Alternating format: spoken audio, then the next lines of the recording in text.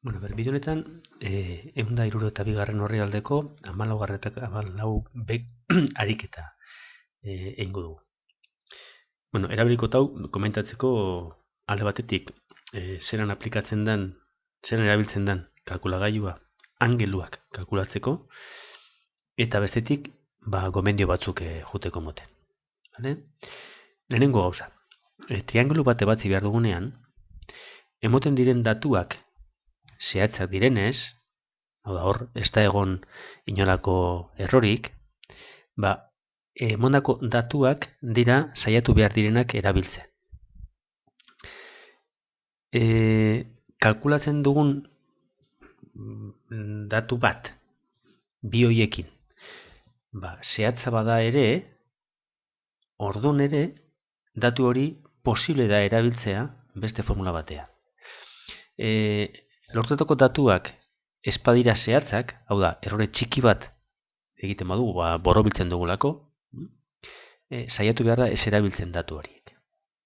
Azten bagara hemen honekin, eta azten bagara lehenengo katetoa kalkulatzen Pitagorasen bitartez, gogoratu, hipotenusa berbi, berdin, zazpi berbi, eka berbi, orduan, k berbi bakantzen dugu, eta k positibo izan behar denez, plus minus erroa egiten dugunean, geratzen da 24. Kasu honetan, k 24 denez, zehatza izan denez, hiru datuak izango genituzke erabili. Alfa eta beta angeluak kalkulatzeko. Bueno, bietariko bat kalkulatuko dugu, arrazoi trigonometrikoen bitartez, eta bestia gogoratu dela, hause 80 gradukoa denez, beste 80 gradu batuko da bez alfa eta beta, beraz, 80 ken alfa izango da beta. Bueno, zelan kalkulatu alfa? Hiru aldeak ezaguna direnez, hiru arrazoi trigonometrikoen bitartez alda kalkulatu. Sino alfa izango da 7/25, kosino alfa izango da 24/25, eta tangente alfa izango da 7/24.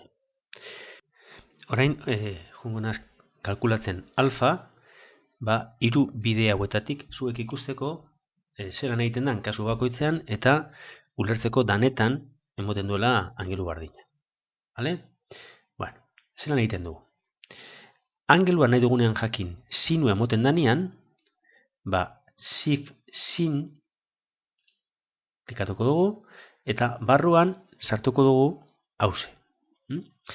Hau kalkulatzen baduzue eta borobiltzen baduzue, akatz txiki bat egiten duzue, eta akatz txiki horrekin, angelua ez da izango zehatza, eta ez da izango errore txiki bat ekiko dago. Hemen barruan hobe da sartzea hause eraeketa egin barik. 7/25, sarratu parentesia, eta bardin. Eta moten dago, 16, horren beste. Bueno, gogoratu, deg euki behar dugu lamen kalkulagailuan, gradu sexagesimaletan.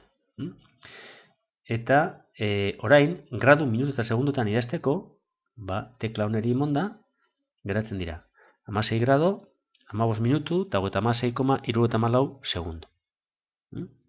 Kalkuladora batzutan ez dira emoten zifra martarrekin segundoak, eta hemen ziurazki agertuko da 37 segundo. Egiten badugu kosinoaz, zein behar dugu? Sif kos eta 24/25. 24 zati 25 parentesia bardin. 16,26 eta berriro angelu bardina. Eta tangenteaz egiten badugu, siftan zazpi zati 24